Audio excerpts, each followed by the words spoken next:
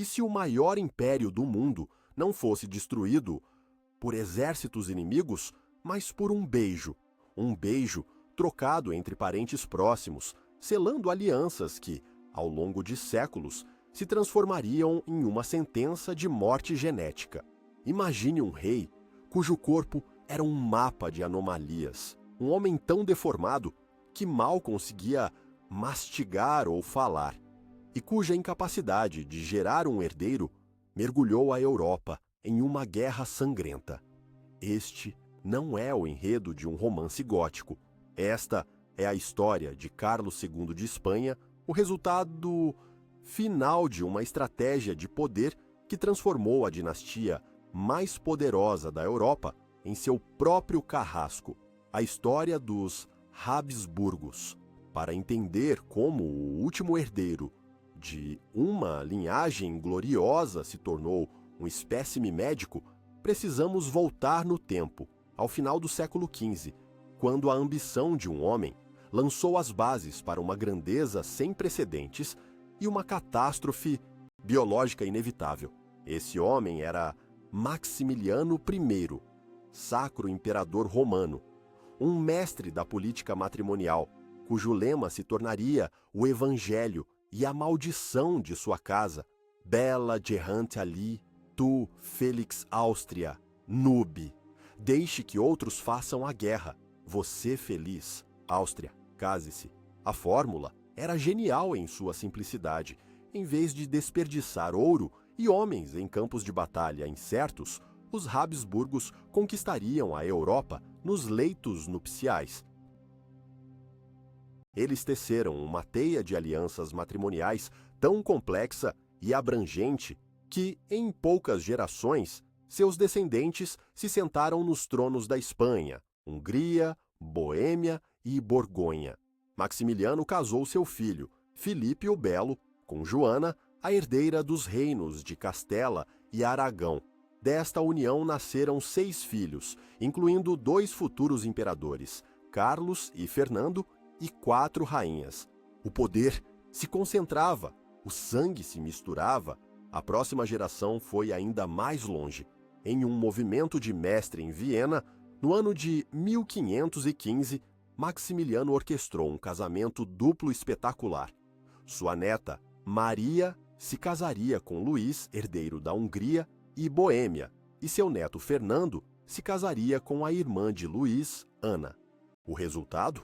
Quando o jovem Luís morreu em batalha, os vastos reinos do leste europeu caíram como frutas maduras no colo dos Habsburgos. Eles haviam conquistado reinos inteiros sem disparar um único tiro, mas cada fio dourado, nesta tapeçaria de poder, tinha um custo invisível. A cada novo casamento entre primos, sobrinhas e tios, o pool genético da família se tornava mais raso, mais perigoso. Os mesmos genes, com suas virtudes e falhas, eram passados adiante, reforçados e amplificados, e a primeira rachadura, na fachada imperial, apareceu na mente daquela que deu à dinastia o seu maior prêmio, a Espanha. Joana, a mãe do imperador Carlos V, entrou para a história com o epíteto de a louca. Sua história é uma tragédia de paixão, luto e manipulação política. Após a morte prematura de seu amado e infiel marido, Filipe, sua dor se transformou em uma obsessão macabra. Ela viajou por Castela com o caixão dele, abrindo-o periodicamente para contemplar o corpo embalsamado. Era loucura genuína ou um luto extremo explorado por homens ambiciosos? Seu pai, Fernando de Aragão, e mais tarde seu próprio filho, Carlos, a declararam incapaz de governar e a mantiveram aprisionada por 46 anos no sombrio palácio de Tordesilhas. A prisão de Joana foi um ato de conveniência política, mas seu estado mental, seja qual for a causa exata, foi um presságio. Era um sinal de que a estabilidade da mente e do corpo poderia ser o preço a pagar pela pureza do sangue. A dinastia, em sua busca obsessiva por poder, havia começado a se voltar contra si mesma. A loucura de Joana foi o primeiro tremor de terra sob o magnífico edifício que Maximiliano havia projetado. Ela foi a primeira vítima proeminente, um aviso ignorado de que o sangue real, quando confinado a um círculo tão estreito, não se purifica, ele se envenena. Eles teceram a tapeçaria de seu domínio com fios de ouro e sangue, sem perceber que o sangue era o mesmo e que cada nó apertado na teia do poder era também um nó na corda genética que um dia os estrangularia. A herança de Joana não foi apenas um reino, mas uma vulnerabilidade, uma predisposição à instabilidade que assombraria seus descendentes por gerações. O império estava seguro, mas a semente da destruição já estava plantada, regada com o vinho dos casamentos reais e o sangue de uma linhagem que se tornava uma ilha. O que é pior, perder a coroa para a espada de um inimigo ou para o veneno em seu próprio sangue? Esta era a pergunta que a história faria aos Habsburgos, repetidamente. O poder consolidado por Maximiliano atingiu seu apogeu sob seu neto, Carlos, nascido no primeiro ano do século XVI. Por direito de herança, ele se tornou não apenas Carlos I da Espanha, mas também Carlos V, Sacro Imperador Romano. Seu domínio era uma colcha de retalhos estonteante, de territórios que se estendiam da Áustria ao Peru, dos Países Baixos às Filipinas. Era, literalmente, o império no qual o sol nunca se punha. Carlos era, sem dúvida, um dos homens mais poderosos da história, um monarca medieval governando um mundo que entrava na era moderna. Ele era o defensor da fé católica contra a maré crescente da reforma de Martinho Lutero, o baluarte da cristandade contra o avanço do Império Otomano de Solimão, o Magnífico, e o rival implacável do rei Francisco I da França. Sua vida foi uma campanha militar e diplomática incessante. Ele estava perpetuamente em movimento, cruzando a Europa a cavalo, liderando exércitos, presidindo dietas imperiais e tentando manter unido um império tão vasto que suas partes mal se conheciam. Mas enquanto Carlos lutava contra inimigos externos, travava uma batalha silenciosa e perdida contra um inimigo interno, sua própria herança genética. A marca registrada dos Habsburgos, o prognatismo mandibular inferior, a famosa mandíbula de Habsburgo, era mais do que uma peculiaridade familiar. Em Carlos, era uma deformidade severa. Sua mandíbula inferior se projetava tanto que seus dentes não se encontravam. Isso não era apenas um problema estético, imortalizado nos retratos de Tiziano, era uma fonte de sofrimento constante. Comer era um desafio, transformando cada refeição em uma provação. Falar claramente por longos períodos era exaustivo, uma desvantagem terrível para um governante que precisava persuadir, comandar e negociar. Mas a mandíbula era apenas o sintoma mais visível. A endogamia de seus avós e pais, ele mesmo se casaria com sua prima Isabel de Portugal, contribuiu para uma constituição frágil. Ao longo de sua vida, Carlos foi atormentado por uma série de doenças debilitantes. A gota, uma forma dolorosa de artrite, o torturava, às vezes deixando-o incapaz de andar ou sequer assinar seu nome.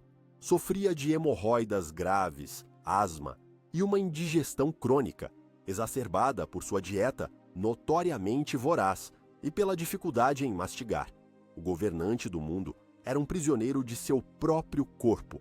Em seus retratos, vemos um homem envelhecido prematuramente, seu rosto marcado não apenas pelas preocupações do império, mas pela dor física constante.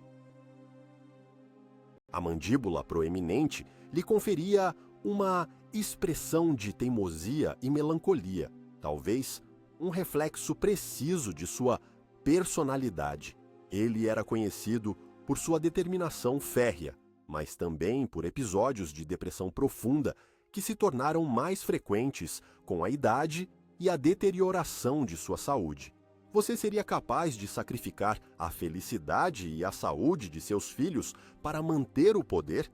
Para os Habsburgos, essa não era uma pergunta teórica, era política de Estado.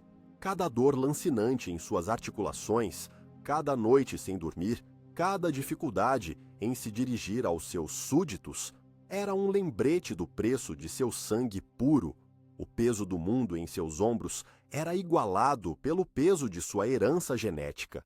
A grandeza e a impotência coexistiam no mesmo homem. Carlos V governava o mundo, mas não conseguia governar as células de seu próprio corpo. No ano de 1555, com apenas 55 anos, mas parecendo um ancião, Carlos V chocou a Europa. Esgotado, doente e desiludido, ele decidiu fazer o que nenhum monarca de sua estatura jamais havia feito: abdicar voluntariamente. Em uma cerimônia emocionada em Bruxelas, apoiado no ombro de seu jovem assistente, Guilherme de Orange, ele renunciou ao governo dos Países Baixos. Nos meses seguintes, ele se desfez de suas outras coroas. Foi uma fuga, uma busca por paz, longe do fardo do poder e da traição de seu próprio corpo.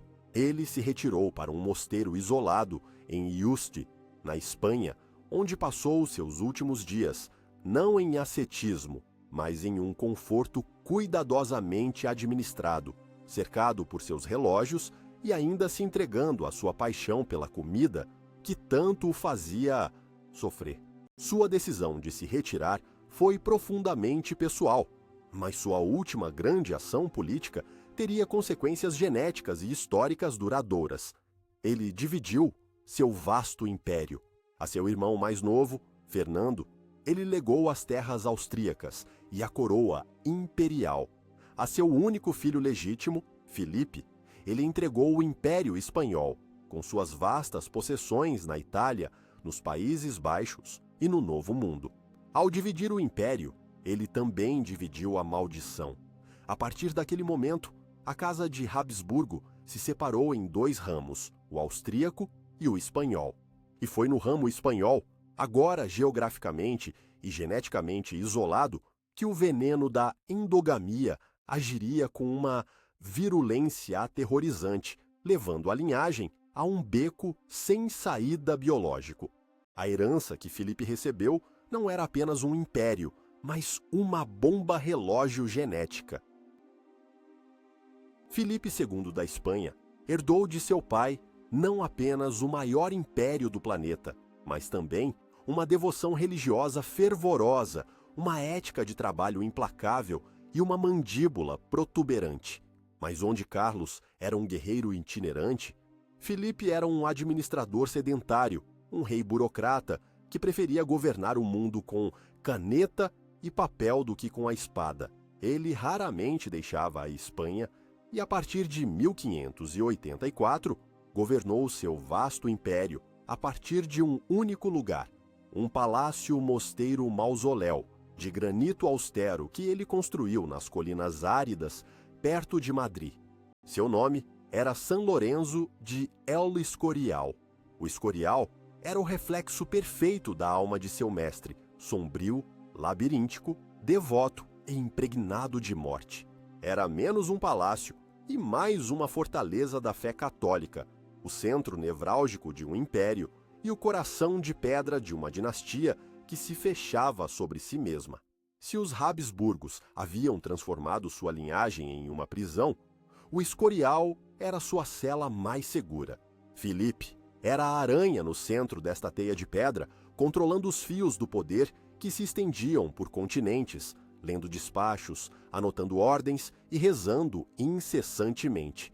Seu zelo religioso beirava o fanatismo. Vendo-se como o campeão escolhido por Deus para defender o catolicismo contra hereges protestantes e infiéis muçulmanos, sua política era inflexível e muitas vezes brutal, mas foi em sua política matrimonial que ele selou o destino de sua linhagem. A necessidade de forjar alianças e produzir herdeiros o levou a seguir o caminho de seus ancestrais, com resultados ainda mais desastrosos. Sua primeira esposa foi sua prima de primeiro grau, Maria Manuela de Portugal. Sua segunda, a rainha Maria I da Inglaterra, era prima de seu pai. Sua terceira, Isabel de Valois, foi uma rara exceção, sendo apenas distantemente aparentada. Mas sua quarta e última esposa, com quem finalmente teve um herdeiro masculino sobrevivente, foi sua própria sobrinha, Ana da Áustria. A cada casamento, o círculo se fechava. A tragédia mais sombria do reinado de Filipe, no entanto, não ocorreu em um campo de batalha, mas nos corredores silenciosos do Escorial. Ela envolveu seu primeiro filho e herdeiro, Dom Carlos, nascido de sua união com Maria Manuela. O coeficiente de endogamia de Dom Carlos era perigosamente alto. Ele nasceu fisicamente deformado e mentalmente instável. Tinha uma perna mais curta que a outra, um ombro mais alto e sofria de febres recorrentes. Seu comportamento era errático e violento. Ele assava animais vivos, açoitava servos e, uma vez, forçou um sapateiro a comer sapatos que ele considerou mal feitos. A relação entre o pai austero e o filho volátil se deteriorou em um abismo de desconfiança e medo. Dom Carlos odiava seu pai, conspirava com rebeldes nos Países Baixos e exibia uma crueldade que aterrorizava a corte. Em 1568, Filipe tomou uma decisão terrível. Convencido de que seu filho era uma ameaça ao Estado, ele o prendeu em seus aposentos. As janelas foram pregadas, a porta trancada.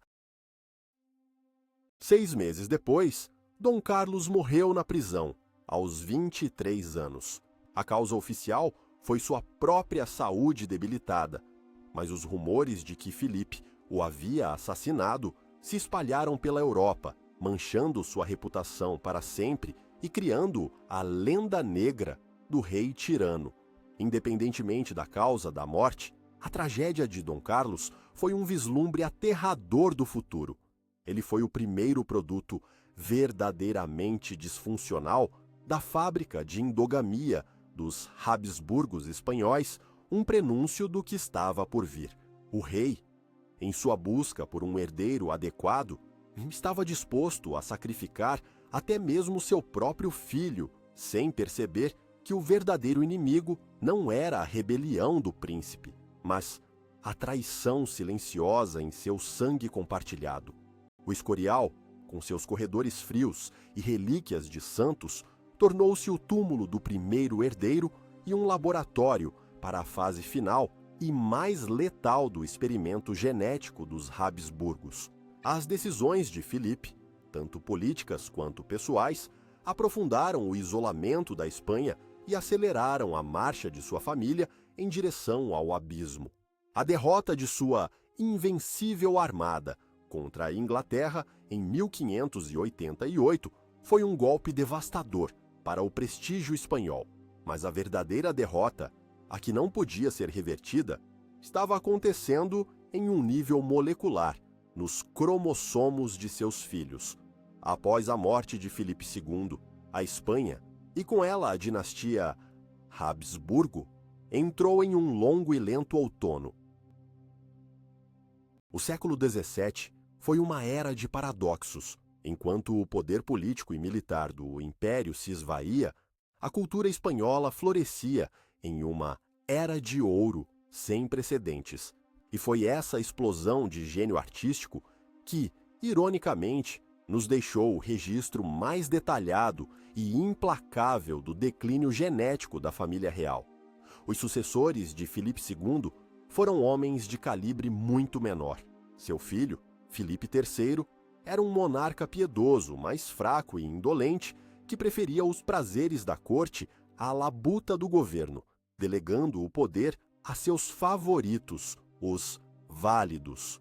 Sob seu reinado, a Espanha foi forçada a assinar uma trégua com os rebeldes holandeses e a expulsar os mouriscos, uma decisão desastrosa que paralisou a economia de regiões inteiras. A dinastia estava produzindo governantes cada vez menos capazes de administrar o vasto e complexo império que haviam herdado. Eles eram reis, nascidos cansados, sobrecarregados por um fardo para o qual não tinham mais a força, nem a vontade, nem a capacidade intelectual. Seu filho, Filipe IV, que ascendeu ao trono em 1621, era mais enérgico e possuía um genuíno apreço pelas artes. Mas ele também governou através de um favorito, o conde-duque de Olivares, cujas tentativas agressivas de restaurar a proeminência espanhola levaram o país a guerras desastrosas e à revolta da Catalunha e de Portugal. O reinado de Filipe IV foi um de declínio contínuo, mascarado pelo brilho incomparável de sua corte. E no centro dessa corte estava um homem que via tudo, entendia tudo e pintava tudo com uma honestidade brutal: Diego Velázquez. Velázquez não era apenas o maior pintor da Espanha. Ele era o cronista visual da maldição dos Habsburgos. Como pintor da corte, por quase 4 décadas, ele pintou Filipe IV e sua família repetidas vezes. Em seus retratos, não há bajulação. Vemos o rei envelhecer, seu rosto longo e melancólico, dominado pela mandíbula Habsburgo e pelo lábio inferior caído, tornando-se mais flácido e desiludido com o passar dos anos. Ele é retratado não como um monarca divino, mas como um homem de carne e osso, sobrecarregado por suas responsabilidades e por sua herança. Velázquez era um geneticista com um pincel, documentando a endogamia com uma precisão que nenhum médico da época poderia alcançar. Mas é nos retratos dos filhos do rei que o drama genético se torna mais pungente. Velázquez pintou a encantadora infanta Margarida Teresa, a figura central de sua obra-prima As Meninas, várias vezes. Em cada retrato, vemos os traços familiares se acentuando. Ele também pintou o herdeiro do trono, o príncipe Baltazar Carlos. Nos retratos de Velázquez, ele é um menino vibrante e promissor, montado em seu pônei, parecendo a grande esperança da monarquia. Mas a esperança foi breve. Baltazar Carlos morreu de varíola aos 16 anos, em 1646, mergulhando o rei e o reino no desespero. A morte do único herdeiro masculino foi uma catástrofe.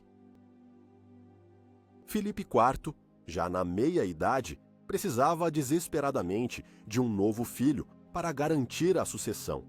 Sua primeira esposa havia morrido. A solução, como sempre na família Habsburgo, foi olhar para dentro do próprio círculo familiar. E assim, em um ato final de roleta genética, Filipe IV, com 44 anos, casou-se com sua sobrinha de 14 anos, Mariana da Áustria.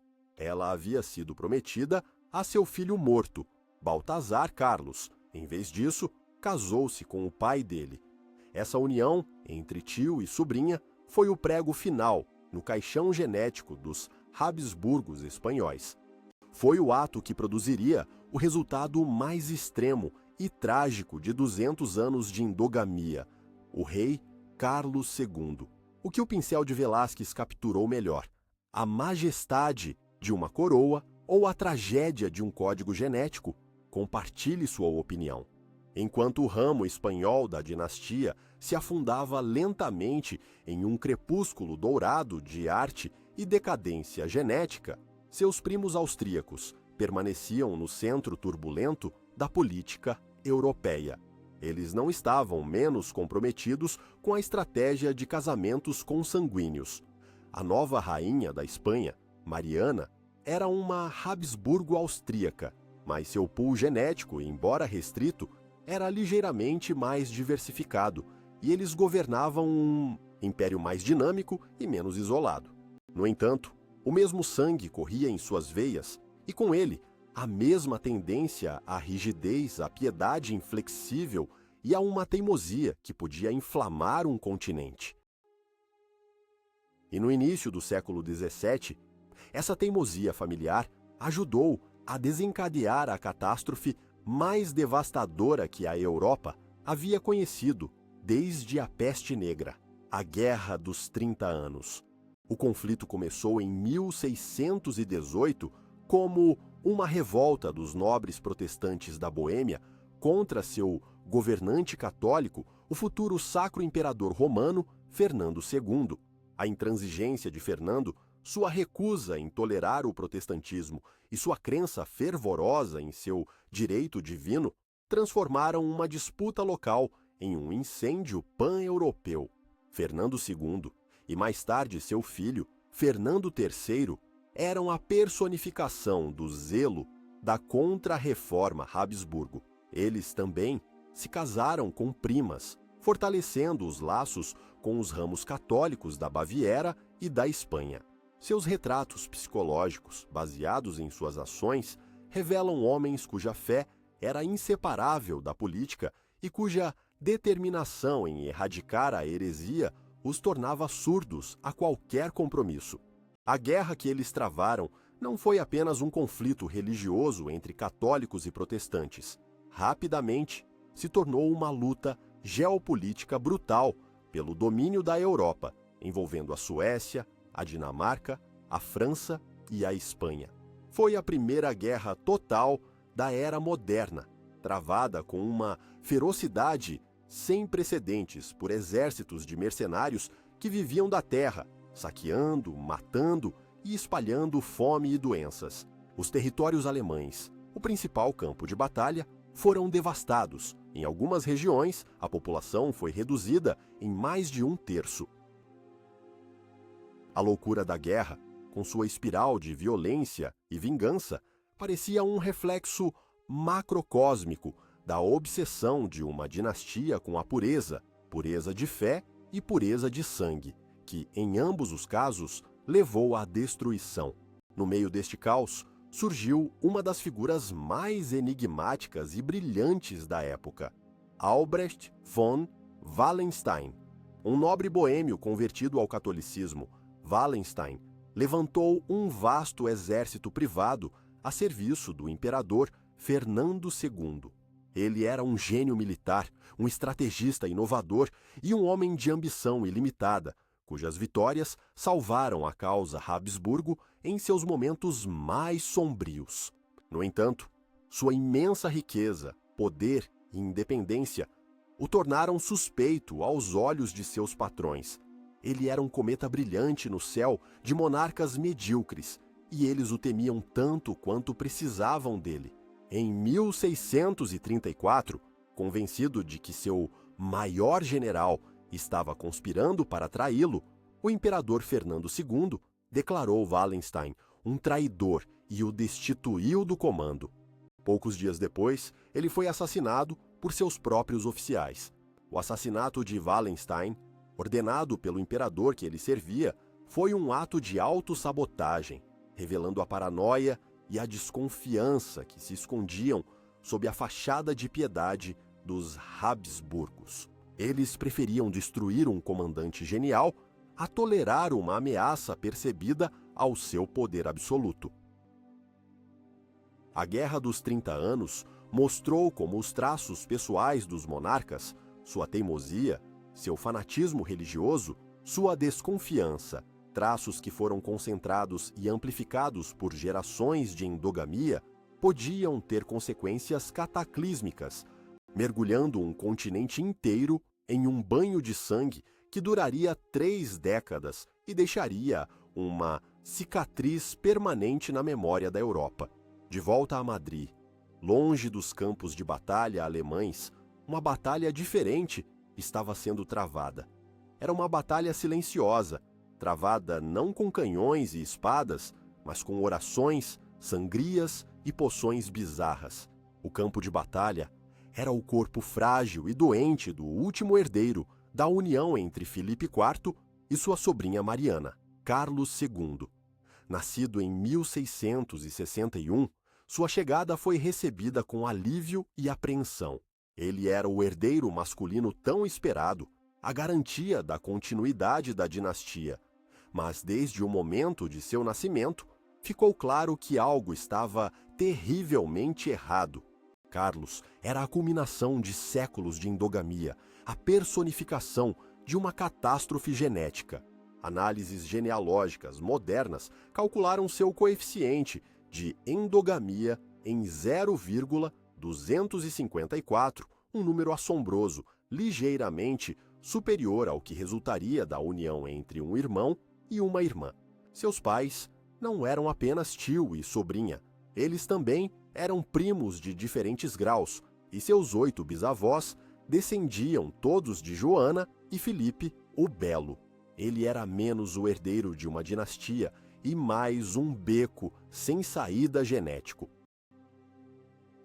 Desde a infância, Carlos foi atormentado por uma lista quase interminável de doenças. Ele era raquítico, sofria de convulsões epilépticas, febres recorrentes, infecções de pele e problemas digestivos crônicos. A mandíbula Habsburgo era tão pronunciada que sua boca mal fechava, fazendo-o babar constantemente. Sua língua era tão grande que ele tinha dificuldade em falar. E sua mastigação era tão ineficaz que ele sofria de indigestão severa. Ele foi uma criança doente, que se tornou um adulto doente. Aprendeu a andar tarde, a falar tarde e mal foi educado, pois qualquer esforço mental ou físico parecia esgotá-lo. Seu corpo frágil se tornou o foco de uma atenção médica e espiritual desesperada. Os melhores médicos da Espanha e da Europa foram convocados. Eles o submeteram a sangrias, purgas e dietas rigorosas que apenas o enfraqueceram ainda mais. Charlatães e curandeiros ofereciam remédios milagrosos, desde pós de chifre de unicórnio a caldos de víbora. Em uma era onde a ciência médica ainda estava em sua infância, a linha entre medicina e magia era tênue. Quando os tratamentos médicos falharam em curar o rei, ou mais crucialmente, em permitir que ele produzisse um herdeiro, a culpa foi transferida do reino físico para o espiritual. A crença de que o rei era vítima de feitiçaria começou a se espalhar. Ele não estava doente. Ele estava enfeitiçado, elretizado. Seu corpo se tornou um campo de batalha entre médicos e exorcistas. Sacerdotes realizavam rituais para expulsar os demônios que supostamente o afligiam. Eles o fizeram beijar relíquias, beber água benta e dormir ao lado dos corpos exumados e incorruptos de santos.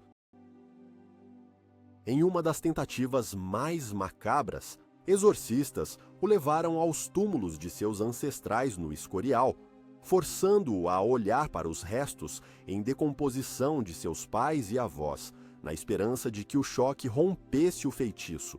O rei, aterrorizado, teria dito: "Prometo voltar em breve para me deitar com eles."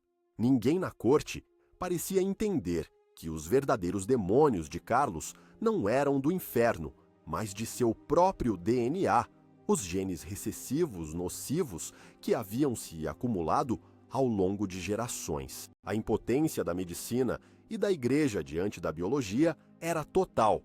Em meio a esse circo de horror pseudocientífico e desespero religioso, Carlos II foi casado 2 vezes. Sua primeira esposa, a francesa Maria Luísa de Orleans, e a segunda, a alemã Maria Ana de Neuburg, não conseguiram conceber um filho. A culpa, é claro, recaiu sobre elas e sobre a bruxaria, nunca sobre a semente do rei. Carlos II era uma relíquia viva, um rei sagrado cujo corpo era um receptáculo de dor e o símbolo da agonia de um grande império. O reinado de Carlos II, o enfeitiçado, foi uma longa agonia para a Espanha. Enquanto o rei lutava contra suas doenças físicas e mentais, o império que ele governava nominalmente se desintegrava. A Espanha do final do século XVII era um colosso com pés de barro. A economia estava em ruínas, a população diminuía E as forças armadas, antes temidas em toda a Europa, eram uma sombra de si mesmas. O país perdia territórios para a França ascendente de Luís XIV em uma guerra após a outra. O governo era paralisado pela incompetência e pela corrupção. O rei era uma figura patética e impotente, incapaz de tomar decisões. O poder real era exercido por sua mãe autoritária, a regente Mariana da Áustria, e por facções de aristocratas rivais que lutavam pelo controle do monarca incapacitado.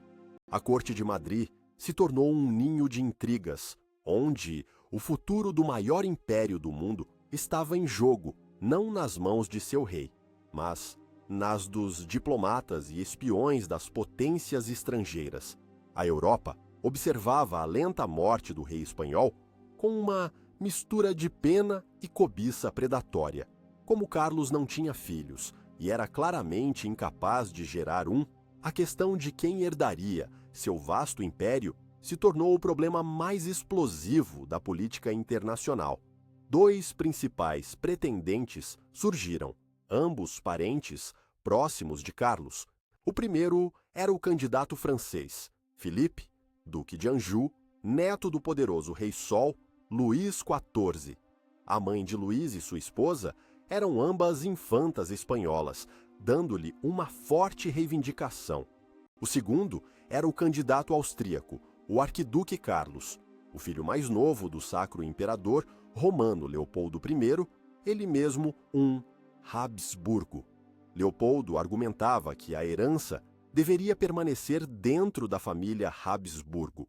A perspectiva de qualquer um dos lados herdar todo o Império Espanhol ameaçava destruir o equilíbrio de poder na Europa. Se a França prevalecesse, se tornaria uma superpotência imparável. Se a Áustria vencesse, o antigo império de Carlos V seria recriado. As outras potências, especialmente a Inglaterra e a Holanda, estavam determinadas a impedir qualquer um desses resultados.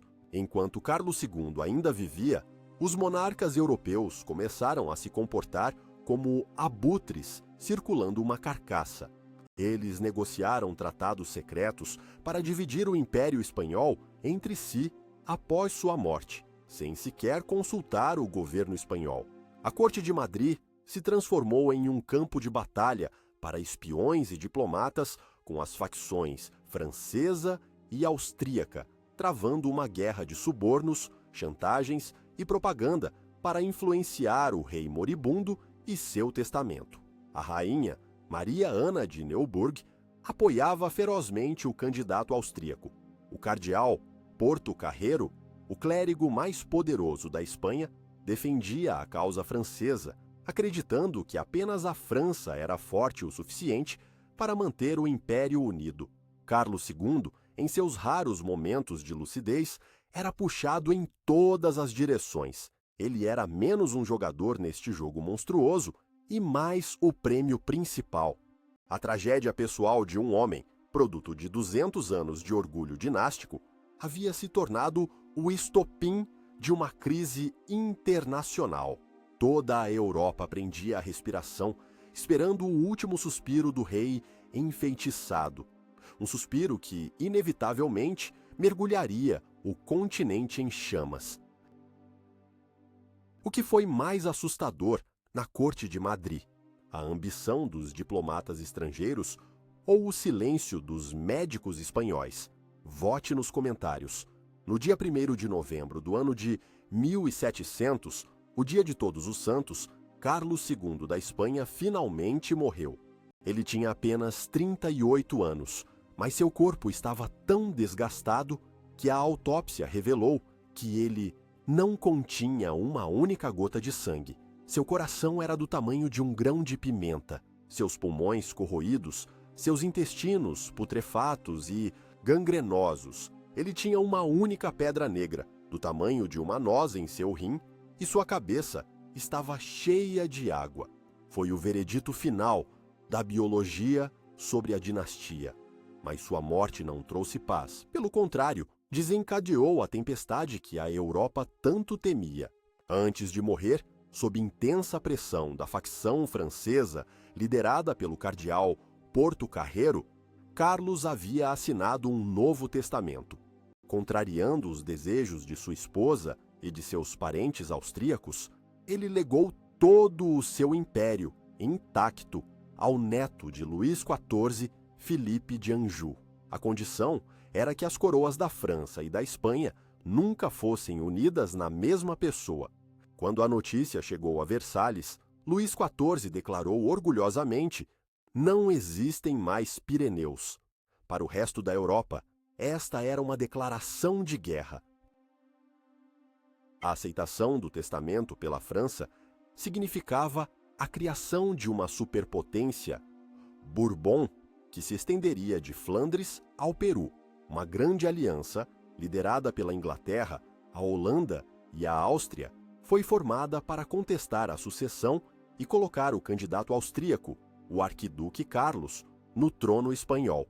Em 1701, a Guerra da Sucessão Espanhola explodiu.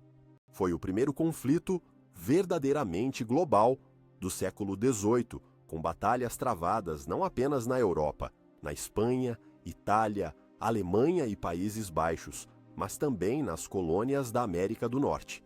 Foi uma guerra longa, brutal e imensamente dispendiosa que durou mais de uma década e ceifou centenas de milhares de vidas. A guerra produziu alguns dos maiores comandantes militares da história. Do lado aliado, o brilhante estrategista inglês John Churchill, o primeiro duque de Marlborough, e o príncipe Eugênio de Saboia, um gênio tático a serviço da Áustria. Do lado francês, generais como o Duque de Villars e o Duque de Vendôme. Eles se enfrentaram em batalhas épicas e sangrentas, cujos nomes ecoam na história militar: Blenheim, Ramillies, Oudenarde, Malplaquet. A ironia suprema era que esta guerra massiva não estava sendo travada por um império vivo e vibrante, mas por sua herança, por aquilo que um observador cínico chamou de o cemitério espanhol. A própria Espanha, o prêmio da disputa, tornou-se o palco de uma cruel guerra civil, com a região de Castela apoiando o rei Bourbon, Filipe V, e a coroa de Aragão, especialmente a Catalunha, apoiando o pretendente Habsburgo, o arquiduque Carlos. Barcelona, a capital catalã, resistiu heroicamente antes de cair para as forças Bourbon em 1714, um evento cuja memória ainda reverbera na política espanhola moderna. A dinastia que havia sido construída sobre o princípio "Você, feliz Áustria, case-se", encontrou seu fim nas chamas da guerra mais destrutiva que a Europa havia visto em 50 anos.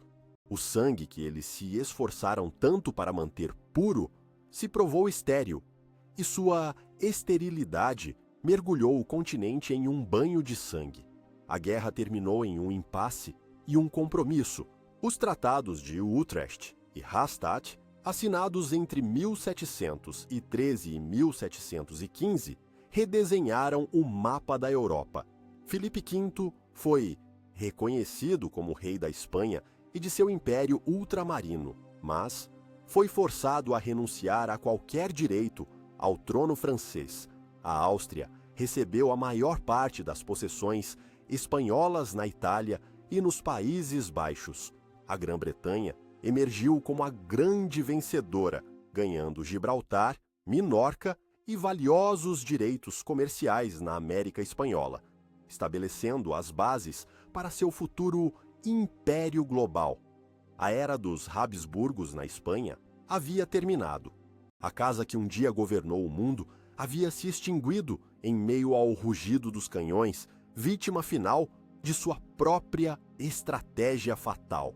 Enquanto o ramo espanhol da Casa de Habsburgo se extinguia em um cataclismo de guerra e colapso biológico, o ramo austríaco sobrevivia, mas enfrentava sua própria crise de sucessão. O Sacro Imperador Romano, Carlos VI, O mesmo arquiduque Carlos, que havia lutado pelo trono espanhol, encontrou-se em uma situação perigosamente semelhante à de seu parente espanhol. Ele não tinha herdeiros masculinos. Para evitar uma repetição da catástrofe espanhola e impedir a desintegração de seus domínios, Carlos VI dedicou a maior parte de seu reinado a um único objetivo diplomático: garantir a aceitação da Pragmática Sanção de 1713. Este édito declarava que os territórios dos Habsburgos eram indivisíveis e que, na ausência de um herdeiro masculino, a sucessão passaria para sua filha mais velha, Maria Teresa. Ele passou anos subornando, persuadindo e pressionando as outras potências europeias a reconhecerem o documento. A maioria o fez, mas como Maria Teresa mais tarde observaria amargamente, as promessas deles não valiam o papel em que foram escritas. Quando Carlos VI morreu em 1740, suas piores suspeitas se confirmaram. Liderados por Frederico, o Grande, da Prússia, que prontamente invadiu a rica província da Silésia, os signatários da Pragmática Sanção a renegaram e mergulharam a Europa na Guerra da Sucessão Austríaca. O que eles não esperavam era a mulher que herdou a coroa. Maria Teresa, jovem e inexperiente, provou ser uma das governantes mais capazes e resilientes de sua época. Com uma coragem e determinação notáveis, ela se uniu aos seus súditos húngaros, reorganizou seu exército e lutou para defender sua herança. Embora tenha perdido a Silésia para a Prússia, ela conseguiu preservar o resto de seu império. Maria Teresa era uma Habsburgo, mas, talvez por ter testemunhado a catástrofe espanhola e enfrentado sua própria crise, ela parece ter entendido o perigo da endogamia. Seu casamento foi um ponto de virada. Ela não se casou com um primo Habsburgo, mas com Francisco Estevão, Duque de Lorena. Foi um casamento por amor, mas também uma infusão de sangue novo e desesperadamente necessário. Juntos, eles fundaram a nova casa de Habsburgo-Lorena. Eles também foram prolíficos. Maria Teresa deu à luz 16 filhos, garantindo que não haveria outra crise de sucessão por falta de herdeiros. Foi uma tentativa consciente e bem-sucedida de diluir o sangue fatal que havia condenado seus parentes espanhóis. A dinastia havia sido salva e revigorada, mas a maldição foi completamente superada? O passado continuou a lançar longas sombras. O famoso queixo Habsburgo, embora menos pronunciado, ainda aparecia nas gerações futuras, e o destino de muitos dos filhos de Maria Teresa foi tudo menos feliz. A mais famosa, Maria Antonieta, tornou-se rainha da França e foi guilhotinada durante a Revolução Francesa, seu nome para sempre associado à extravagância e ao colapso do antigo regime. Outros filhos sofreram de problemas de saúde ou tiveram vidas infelizes. A herança dos Habsburgos não estava apenas em seu DNA, mas também em seus vastos e problemáticos territórios. Na América Latina, o sistema colonial que eles estabeleceram, baseado em uma hierarquia rígida, exploração de recursos e profunda desigualdade social, sobreviveu ao próprio império, deixando um legado de instabilidade política e social que perdura. Até hoje, a dinastia havia tentado escapar de sua armadilha genética, mas os fantasmas de seu império e as consequências de suas escolhas passadas continuaram a assombrar o mundo. O século XIX e o início do século XX viram o lento declínio final da última grande linhagem dos Habsburgos. A casa de Habsburgo-Lorena ainda governava o vasto e multinacional Império Austro-Húngaro, um mosaico de povos, línguas e religiões, mantido unido pela figura do idoso imperador Francisco José I. Mas o império era um anacronismo em uma era de nacionalismo crescente, um colosso com pés de barro, dilacerado por tensões internas. A tragédia pessoal continuou a perseguir a família como um eco do antigo destino. O único filho de Francisco José, o príncipe herdeiro Rodolfo, morreu em 1889 no infame incidente de Mayerling, um aparente pacto de suicídio com sua jovem amante. Sua esposa, a imperatriz Elizabeth, a bela e inquieta Sissi, foi assassinada por um anarquista italiano. O novo herdeiro do trono, o sobrinho do imperador, o arquiduque Francisco Ferdinando, também encontraria um fim violento. Em 28 de junho de 1914, em Sarajevo, ele e sua esposa foram assassinados por um nacionalista sérvio. Esse assassinato foi a faísca que acendeu o barril de pólvora da Europa, desencadeando a Primeira Guerra Mundial. A guerra foi a catástrofe final, o golpe de misericórdia para a antiga ordem europeia, da qual os Habsburgos eram o principal pilar. O conflito, em grande parte provocado pela inflexibilidade do envelhecido sistema Habsburgo e sua incapacidade de acomodar as aspirações nacionais de seus povos, resultou na morte de milhões e no colapso de 4 impérios: o russo, o alemão, o otomano e, finalmente, o austro-húngaro. Em novembro de 1918, o último imperador Habsburgo, Carlos I, neto do irmão de Francisco José, renunciou ao poder, não abdicando formalmente, mas reconhecendo o direito do povo de determinar a futura forma do Estado. Após mais de 600 anos, o domínio dos Habsburgos na Europa havia terminado. Eles não foram expulsos por uma maldição mística ou por um feitiço, como acreditavam os contemporâneos de Carlos II. A ciência moderna, com as ferramentas da genética e da análise computacional, forneceu o veredito final e irrefutável. Estudos recentes, analisando a árvore genealógica dos Habsburgos espanhóis e modelando a acumulação de endogamia, confirmaram o que os retratos de Velázquez sugeriam. Eles provaram que o coeficiente de endogamia de Carlos II era o resultado direto e matematicamente previsível das escolhas matrimoniais de seus ancestrais.